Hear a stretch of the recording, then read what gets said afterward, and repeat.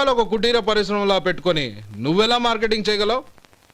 6,000 మంది వర్కర్స్ని పెట్టుకుని ఆంధ్ర మొత్తం బ్రాంచీలున్న మీరే నా కంపెనీ చూసి భయపడుతున్నారంటే నా సరుకులో నాణ్యత ఉందనేగా. ఆ నాణ్యత ఉన్నంత వరకు నాకెవరూ పోటీ కాదు. ఈ ప్రపంచంలో నేను ఎక్కడైనా మార్కెట్ చేయగలను. వస్తాను.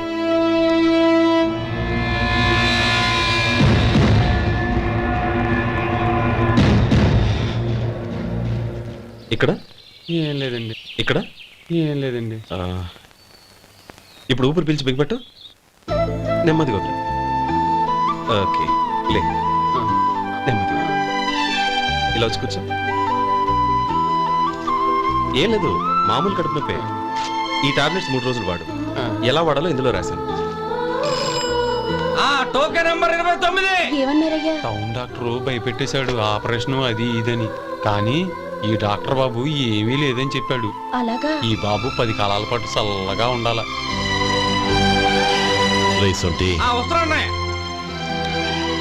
రే, భగవంతుడి దయ వల్ల తమ్ముడు హస్తవాసి మంచిదని అప్పుడే పేరొచ్చిందిరా. తమ్ముడిని దగ్గరుండి జాగ్రత్తగా చూసుకో. పని హడావుల్లో పడి వేళకు భోంచేయడము. అబ్బే అదే లేదన్నయ్య. 1 గంట గల పేషెంట్ కట్టు, భోజనం పెట్టు. అది అలా జాగ్రత్తగా చూసుకో. నేను చూసుకుంటాను కదన్నయ్య, నువ్వు వెళ్ళు.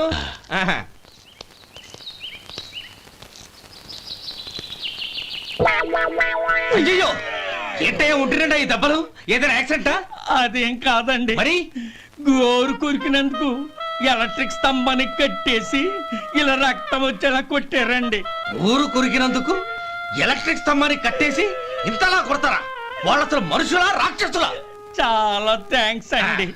కనీసం మీరైనా అర్థం చేసుకున్నారు. వాళ్ళు అర్థం చేసుకోలేదండి.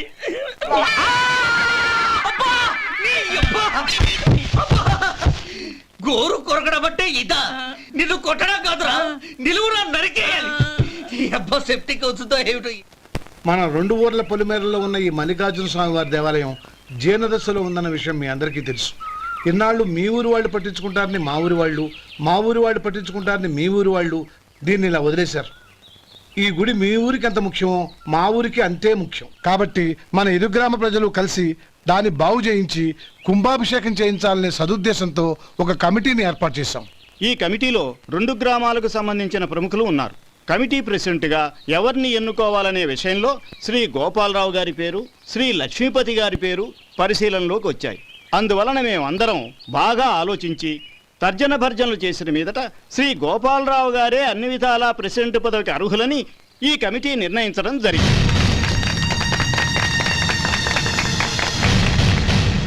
అంచేత ఈ ఉభయ గ్రామ ప్రజలు శ్రీ గోపాలరావు గారికి ఉదారంగా విరాళాలు అందజేసి ఈ శుభకార్యాన్ని జయప్రదం చేయవలసిందిగా కోరుతున్నాం. ఏంటి, ఇంకా రాలేదా? ఏంటయ్యా, టైం 10 అవుతోంది. బోర్డు మీద 10 గంటలను రాసింది. మీ డాక్టర్ ఇంకా రాలేదు. అసలు మీ డాక్టర్ కి టైం సెన్స్, పంక్చువాలిటీ ఏమైనా ఉన్నాయా? ఇంతకీ మీరెవరండి? నేను డాక్టర్ అమ్మని. ఓహో, మీరు డాక్టరేనా? డాక్టర్ అంటే డాక్టర్ని కాదయ్యా, డాక్టర్ని చేసుకోబోయేదానని అర్థం. ఓహో, అవును, నువ్వెవరు? నేను ఇక్కడ టోకన్ ఇస్తూ ఉంటానులేండి. తప్పుకో. తప్పుకోవయ్యా. అవును, మీ డాక్టర్ కి ఎవరో అన్నయ్య ఉన్నాడంట కదా, ఎలాంటోడు? ఎలాంటోడంటే అదేనయ్యా, చాలా కోపిస్తని విన్నాను. ఎందుకని అడుగుతున్నారు? ఎందుకంటావేంటయ్యా? ఆ అన్నయ్య మాట వినగానే మీ డాక్టర్ గడగడా ఉణికిపోతాడు. అసలు డాక్టర్ చదివే తమ్ముణ్ణి అలా భయపెట్టచ్చా? తప్పు కదా? తప్పేనండి.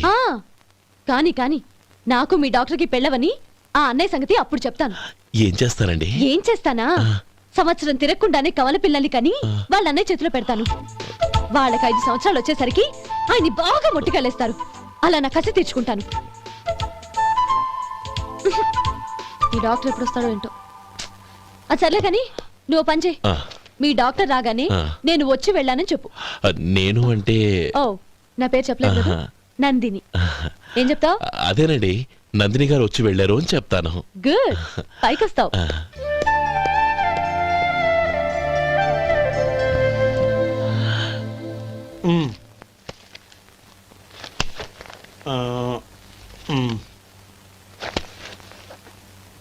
దీంతో మొత్తం 4,98,200 అయ్యాయి. పోతే నువ్వు ఇచ్చినంత ఇవ్వలేకపోయినా ఈ దైవకార్యానికి నా వంతు చందా 1800. దీంతో మొత్తం 5 లక్షలు పూర్తయ్యాయి. సరేరా, ఆ, నేను ఈ డబ్బు తీసుకుని పట్నం వెళ్ళి బ్యాంకులో వేసొస్తాను. అలాగే నేను నీతో వద్దాం అనుకున్నాను రా, అనుకోకుండా సాయంత్రం ఇన్స్పెక్షన్ వచ్చింది. పర్వాలేదులే, ఆ. వెళ్ళొస్తాను.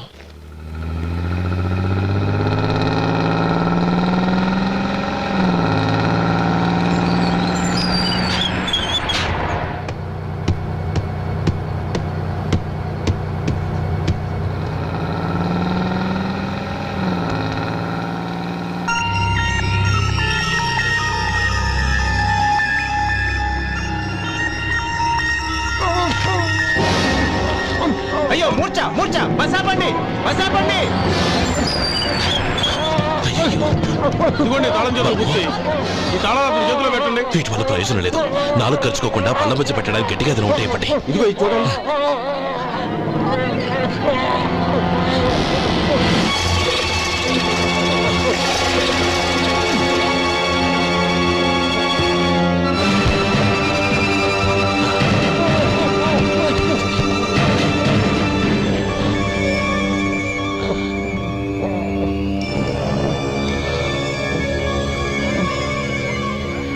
మీరు వెళ్ళి మీ సీట్లో కూర్చోండి, కొంచెం గాలాన్ని పట్టి. ఇప్పుడు ఎలా ఉంది బాబు? ఆ.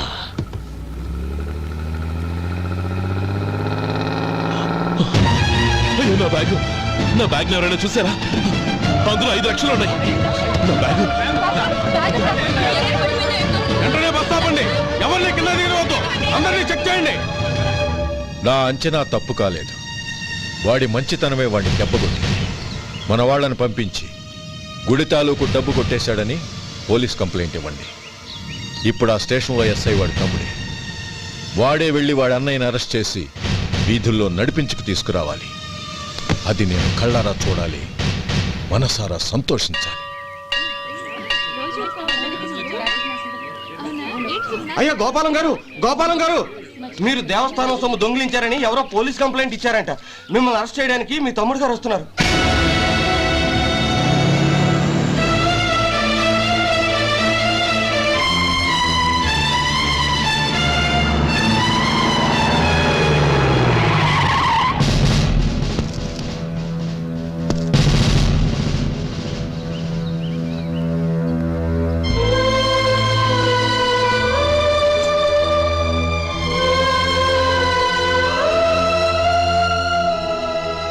చూడు గోపి, ఎప్పుడు నువ్వు ఉద్యోగంలో చేరావో అప్పుడే తనా పరానే తేడా మర్చిపోవాలి. నేరం చేసిన వాడు నీ తమ్ముడైనా అన్నైనా సరే శిక్షించాల్సిన బాధ్యత నీది. అదే నువ్వు నీ ఉద్యోగానికి ఇచ్చే గౌరవం.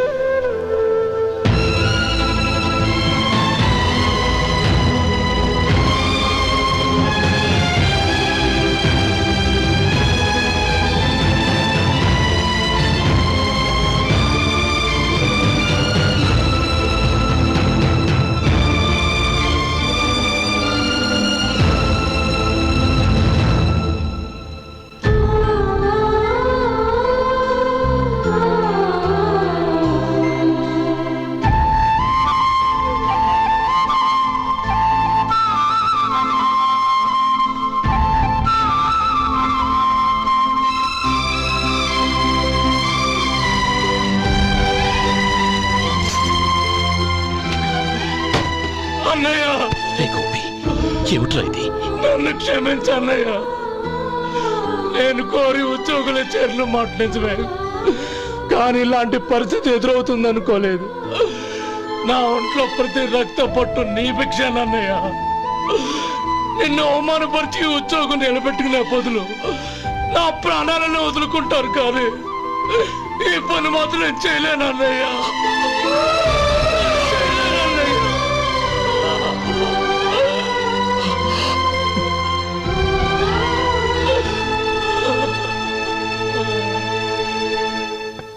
ఏరా, ఇన్నేళ్లు కష్టపడి సంపాదించిన ఉద్యోగానికి రాజీనామా చేస్తావా?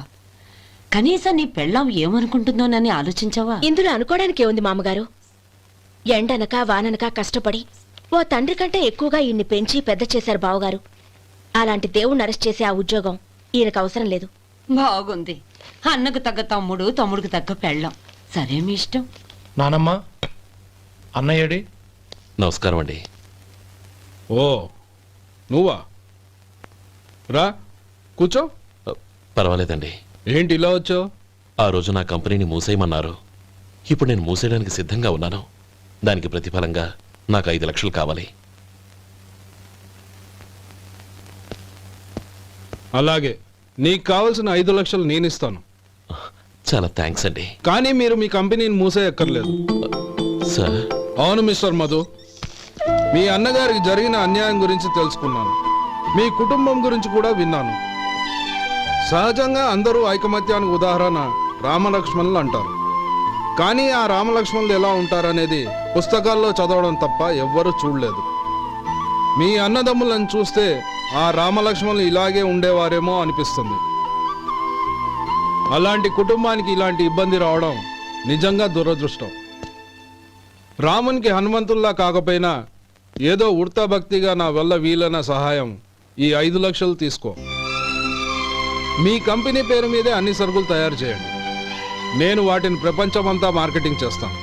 సార్, మీ రుణం ఉంచుకోను, తొందరలోనే తీర్చేస్తాను. స్నేహితుల మధ్య రుణాలేంటి మధు? We are friends.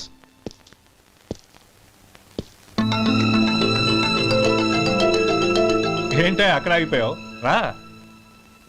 నువ్వు మీ అన్నయ్యని అరెస్ట్ చేయడానికి అట్టెళ్ళావు, ఆయన లొంగిపోవడానికి ఇటు వచ్చారు. అవును, యూనిఫామ్ చేత్తో పట్టుకొచ్చావేంటి? సార్, నేను రే, ఈ మాత్రం దానికే బెదిరిపోయి ఉద్యోగం వదులుకుంటావా? నువ్వు ఇలాంటివి ఎన్నో సమర్థవంతంగా ఎదుర్కోవాలి. నిన్ను నేను ఎస్పీగా చూడాలి. అది కాదన్నయ్య. ఇంకేం మాట్లాడకు. ఇన్స్పెక్టర్ గారు, నన్ను లాకప్లో పెట్టండి. ఆగండి సార్, ఆ డబ్బు ఎక్కడికి పోలేదు. నేనే తీసి జాగ్రత్త చేశాను.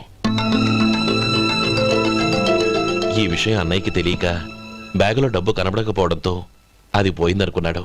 నేను పట్నం నుంచి వచ్చేసరికి జరిగిన గొడవంతా తెలిసిందే. రే మధు, జరిగిన దానికి నన్ను క్షమించనయ్యా. ఇంటికి వెళ్ళాక అన్ని వివరంగా చెప్తాను. సార్, ఇదిగోండి 5 లక్షలు. ఇది కమిటీ వాళ్ళకి అప్పగించి ఈ కేసు కొట్టేయండి సార్. భలే వాడివయ్యా, తీసినప్పుడు ఒక మాట ఆయనతో చెప్పుండొచ్చుగా. అనవసరంగా పెద్ద స్టేషన్ వరకు రప్పించావు. Sorry sir. అన్నయ్య, మీరింటికి వెళ్ళండి, నేను లెక్క అప్ప చెప్పేసి వస్తానండి. అలాగే. ఎలా దెబ్బ కొట్టాలన్నా కుదరటం లేదు. అయినా వీళ్ళకు ఉన్న పళ్ళంగా 5 లక్షలు ఎలా వచ్చాయి? అదే బావా, నాకు అర్థం కావటం లేదు. నీకు అర్థమైతే ఆశ్చర్యపడాలి కానీ అర్థం కాకపోతే ఆశ్చర్యం ఏముంది? Useless fellow.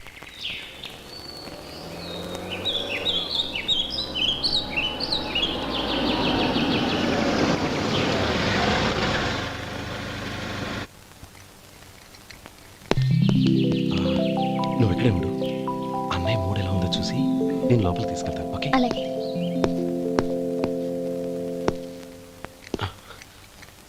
అన్నయ్య, ఏంట్రా? నేను చాలా రోజుల నుంచి నీకు విషయం చెప్తున్నాను, గుర్తుందా? ఏ విషయం? అదే అన్నయ్య, నేను ఓ అమ్మాయిని లవ్. ఓహో, లవ్ చేస్తున్నావా? ఆ విషయం నువ్వు నాకెప్పుడు చెప్పావురా? ఊళ్ళో అందరూ అనుకుంటుంటే నేను విన్నాను. సారీ అన్నయ్య, నీకు చాన్నాళ్ళుగా చెప్పాలనుకుంటున్నాను కదా, అందువల్ల చెప్పేశానేమో అనుకున్నాను. ఓహో, ఆ అమ్మాయి వచ్చిందన్నయ్య, బయట నిలబడి ఉంది. బయట నిలబెట్టడం ఏమిట్రా? లోపలికి తీసుకురా. అలాగే అన్నయ్య.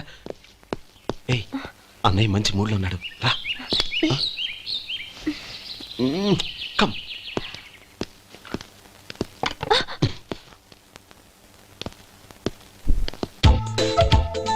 ఎందుకంటావేంటయ్యా? ఆ అన్నయ్య మాట వినగానే మీ డాక్టర్ గడగడ వణికిపోతాడు. అసలు డాక్టర్ చదివే తమ్ముడిని అలా భయపెట్టచ్చా? తప్పు కదా? తప్పేనండి. నమస్కారం. అదేంట్రా, మనిషో పక్కనుంటే నమస్కారం ఇంకో పక్కన ఉంది? అది మర్యాద అన్నయ్య, మర్యాద. ఆహా, అవును, నీ పేరేంటమ్మా? నందిని. ఆ, నందిని. నందిని అన్నయ్య. ఏ, ఆ మొక్క తను చెప్పలేదా? పెద్దలంటే మహాగౌరవం అన్నయ్య. మేమిద్దరం ఇంత క్లోజ్ ఫ్రెండ్స్ కదా, ఆయన నాతో కూడా ఎక్కువ మాట్లాడదు. ఓహో, కదా? నాకు మీ డాక్టర్కి పెళ్ళవని, అప్పుడు అన్నయ్య సంగతి చెప్తాను. ఏం చేస్తారండి? ఏం చేస్తానా? సంవత్సరం తిరగకుండానే కవల పిల్లల్ని కని వాళ్ళ అన్నయ్య చేతిలో పెడతాను. వాళ్ళకి 5 సంవత్సరాలు వచ్చేసరికి ఆయన్ని బాగా ముట్టిగలేస్తారు. అవును, అమ్మాయి మోహం చూడకుండా నిర్ణయం ఎలా తీసుకోనరా? తలెత్తు.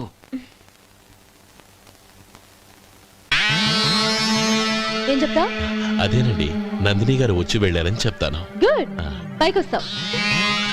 ఈయన మీ అన్నయ్య? అవును.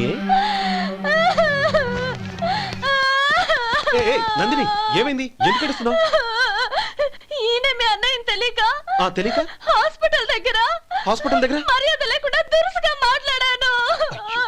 ఆయన ఈ పెళ్లి ఒప్పుకోరు. ఊరుకో, అలాంటి చిన్న చిన్న విషయాల్ని మా అన్నయ్య పట్టించుకోడు. అయినా నేను కన్విన్స్ చేస్తాను కదా. ఆయనకంత అవమానం జరిగాక ఎందుకు కన్విన్స్ అవుతారు? అవ్వరు.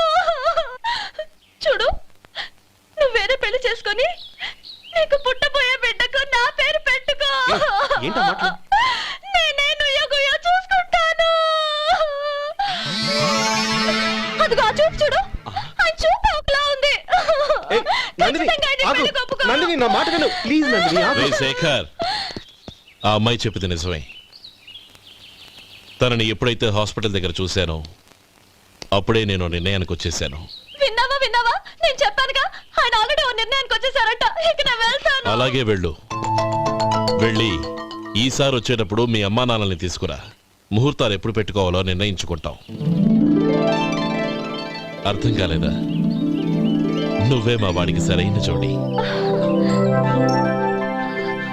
అదే నేను తీసుకున్న నిర్ణయం. థ్యాంక్ యూ బావగారు, నన్ను ఆశీర్వదించండి. లేమా, శీఘ్రమేవ కళ్యాణ ప్రాప్తిరస్తు.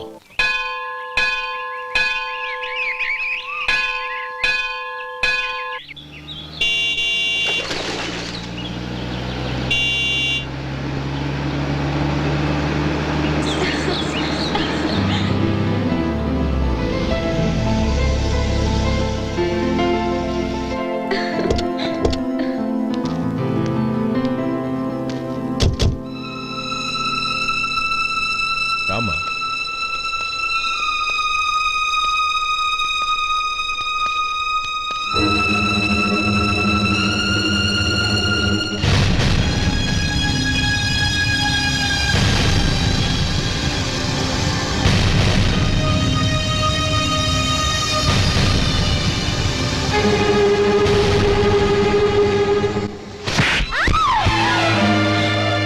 నా పరువు తీసావు కదే.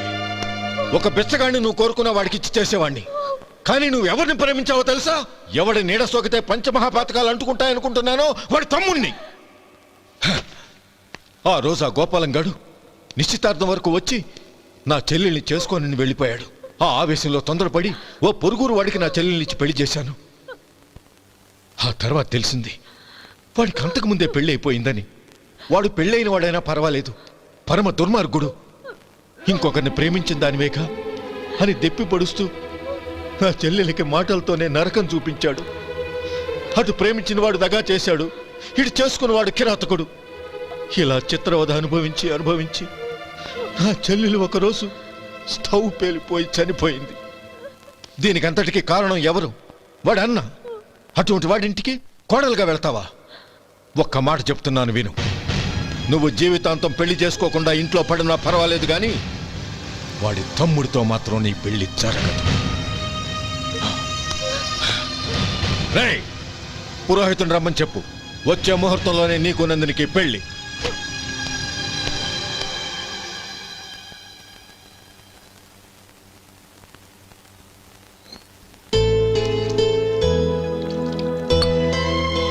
ఒరే, అదేంట్రా ఒక ముద్దైనా తినకుండా చేయగడిగేశావు? నాకు ఆకలి కాలేదు నానమ్మ.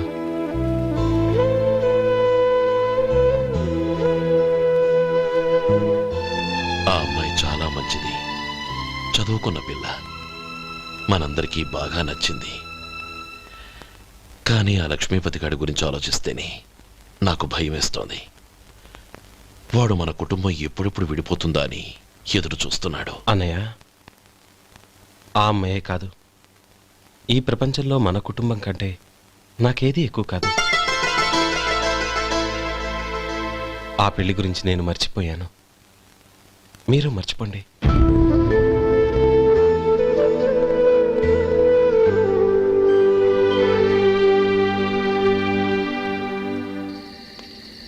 శేఖర్, నువ్వా? ఏంటి ఈ టైంలో వచ్చావు? నీతో ఓ విషయం మాట్లాడాలి. ఒకసారి బయటకు వస్తావా?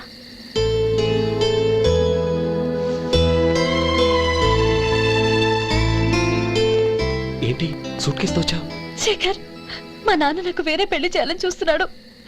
అందుకే నేను నిర్ణయానికి వచ్చాను. మన ఇద్దరం ఎక్కడికైనా పారిపోదాం. చూడు నందిని, ఈ టైంలో నిన్ను నన్ను మా అన్నయ్య చూసాడంటే బాగోదు. నువ్వు వెళ్ళిపో. అన్నయ్య అన్నయ్య అన్నయ్య, ఎప్పుడు మీ అన్నయ్య మాటేనా? నీకు నేను ముఖ్యమా, మీ అన్నయ్య ముఖ్యమా? నాకు మా అన్నయ్య ముఖ్యం. శేఖర్, నీ గుండెల మీద చేయి వేసుకొని చెప్పు, నన్ను మర్చిపోయి సుఖంగా ఉండగలవా? అది నాకు తెలియదు, కానీ మా అన్నయ్యకు తలవంపులు తెచ్చి ఖచ్చితంగా నేను మనశ్శాంతితో ఉండలేను. నా పరిస్థితి అర్థం చేసుకో.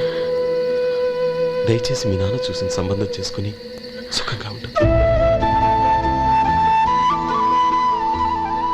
చాలా టైం అయింది, ఇంకా బయలుదేరు. నన్ను క్షమించు.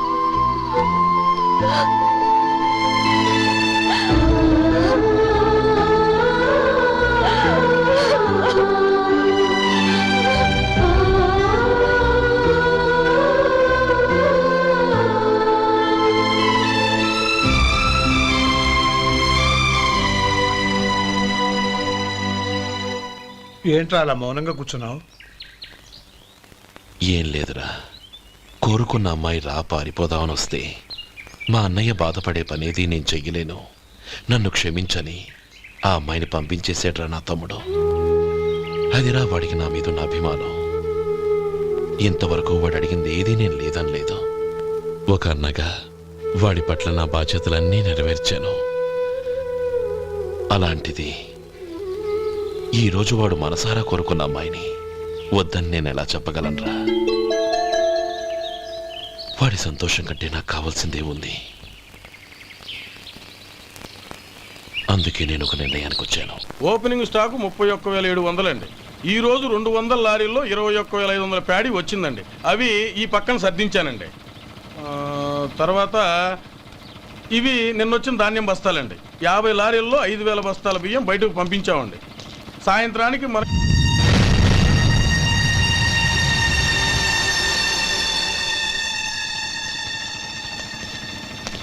వీడెందుకు వచ్చాడు ఇక్కడికి? నమస్కారం. ఎందుకు వచ్చాడో అడుగు. నీ సహాయం అర్థించొచ్చాను.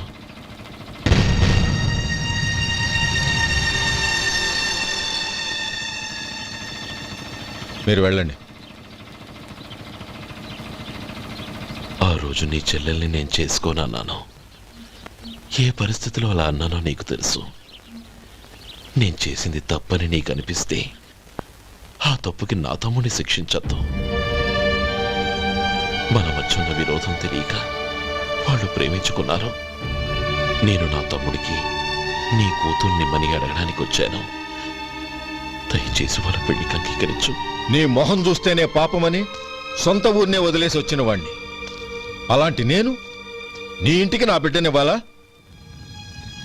ఇన్నేళ్లుగా నీ నీడ కూడా నా మీద పడకూడదని పట్టుదలగా ఉన్న నేను దాన్ని వదులుకొని నీతో సంబంధం కలుపుకోవాలా? సరే, నేను నా పట్టుదలని ఆత్మాభిమానాన్ని అన్నిటినీ వదులుకొని నా కూతుర్ని తమ్ముడికిచ్చి చేశానే అనుకో. దానికి బదులుగా నువ్వేం వదులుకుంటావు? ఏం వదులుకుంటావో చెప్పు.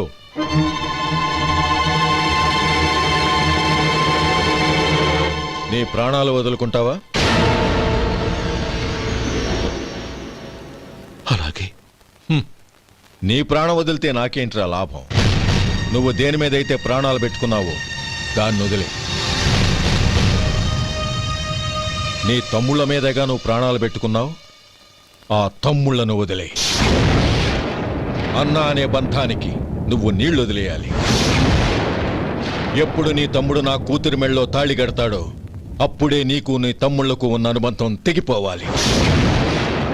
నీ తమ్ముడు నా కూతురి మెళ్ళలో తాళి కట్టడానికి ముందే నువ్వు శాశ్వతంగా ఈ ఊరు వదిలి వెళ్ళిపోవాలి. వీటన్నిటికీ నువ్వు అంగీకరిస్తేనే ఈ పెళ్లికి నేను అంగీకరిస్తాను.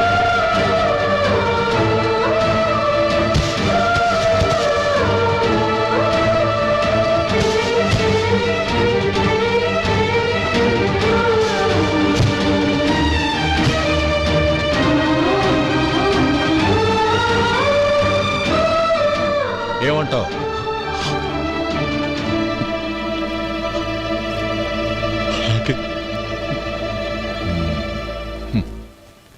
ప్రమాణం చేయి.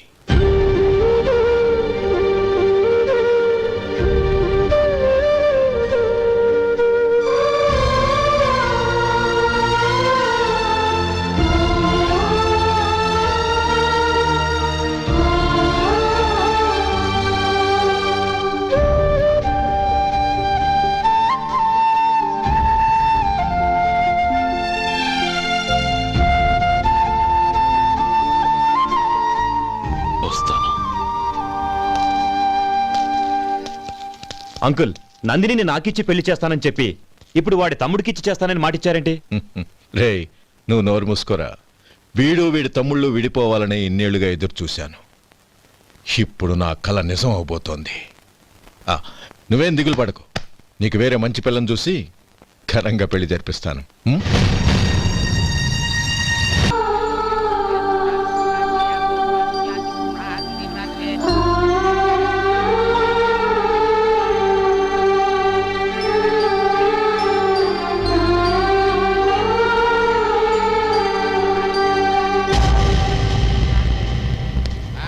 రే గోపాలం, రే రే, మమ్మల్ని అందరినీ వదిలేసి వెళ్ళిపోతున్నావురా? చంద్రం, నా తమ్ముళ్ళని ఎలా పెంచాలనుకున్నానో అలాగే పెంచాను, పెద్ద చేశాను. వాళ్ళందరూ సుఖంగా ఉన్నారు. అంతకంటే నాకు కావాల్సిందే వద్దురా. అయినా నేనెక్కడికి వెళ్తానురా? వాళ్ళ ఆనందంలో ఐకమత్యంలో నేను ఎప్పుడు ఉంటాను. ఎడకు, ఎవరైనా చూస్తే బాగోదు. కళ్ళు తుడుచుకో, లోపలికి వెళ్ళావు.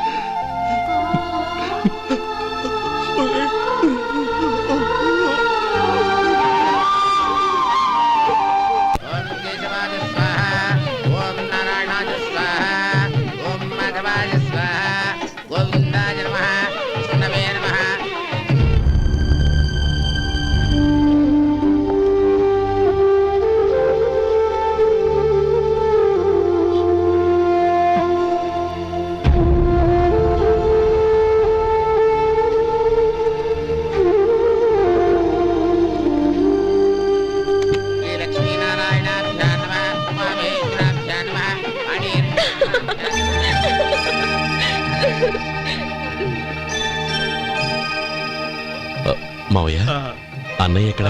పని మీద బయటికి వెళ్ళాడు, వచ్చేస్తాడు. ఓహో, అలాగా. నమస్కారం, రండి రండి.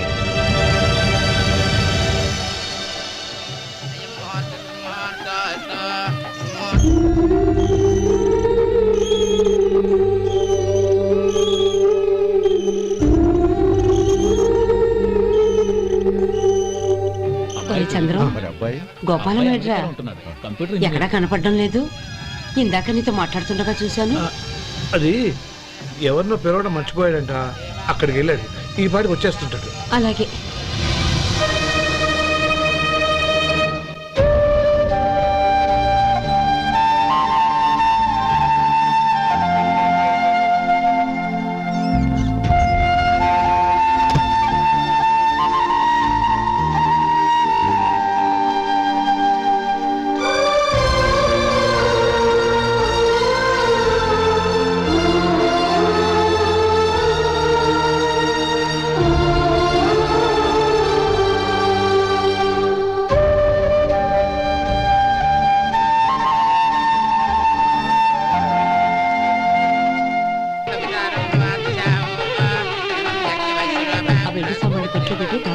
అలాగే.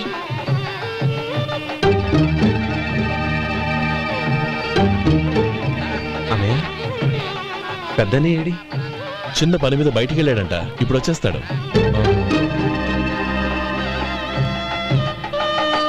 భజంత్రీలు రాజేంద్రులు బాబు తాడిబొట్టు అందుకోండి. ఆపండి.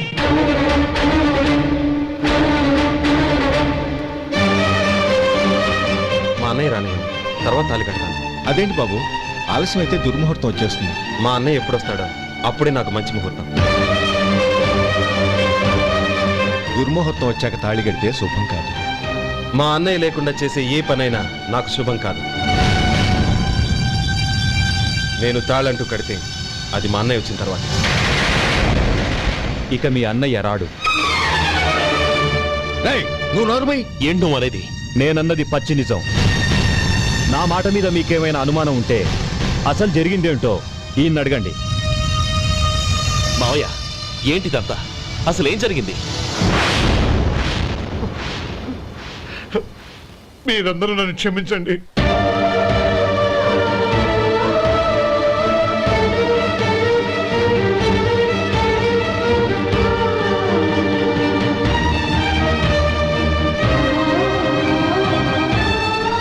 ఇది బాబు జరిగింది.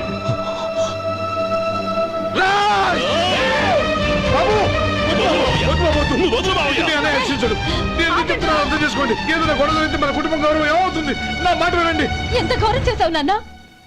అన్నగారు లేకుండా ఆయనకి జీవితం లేదు, ఆయన లేకుండా నా బతుకి అర్థం లేదు.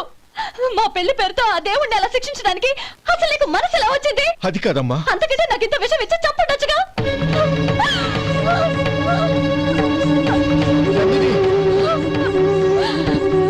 నందిని, నందిని, నందిని, అమ్మా నందిని, తలుపు తీ అమ్మా.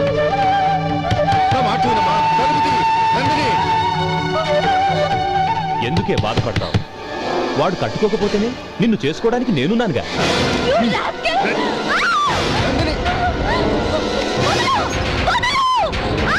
ఏయ్, ఏయ్, రాస్కెల్! వదలరా! ఏయ్! ఏయ్, లోపల! ఏయ్! బాబు, బాబు, నా మేనల్ని నా బిడ్డను ఎత్తుకుపోతున్నాడు. దాని జీవితం నాశనం అయిపోతుంది. మీకు దండం పెడతాను, దాన్ని కాపాడండి. చిచ్చి, నీలాంటి వాడికి పుట్టిన దాంతో మాకేమిటి సంబంధం? ఎవరిని కాపాడాల్సిన అవసరం మాకు లేదు. ఒరేయ్ శేఖర్, తప్పురా. ఎప్పుడైతే అమ్మాయి నీతో పెళ్లి పీటల మీద కూర్చుందో అప్పుడే మన ఇంటి గొడవలేనట్టు లెక్క. అవునండి, ఒక ఆడపిల్లని కాపాడలేకపోయామని బావగారికి తెలిస్తే మనల్ని క్షమించరు. నానమ్మ, వీళ్ళని తీసుకుని ఇంటికి వెళ్ళు. శేఖర్, గోపి, మీరెళ్ళి అన్నయ్య వెతకండి. నందిని విషయం నేను చూసుకుంటాను. వాడు ఎక్కడికి తీసుకెళ్ళి ఉంటాడు?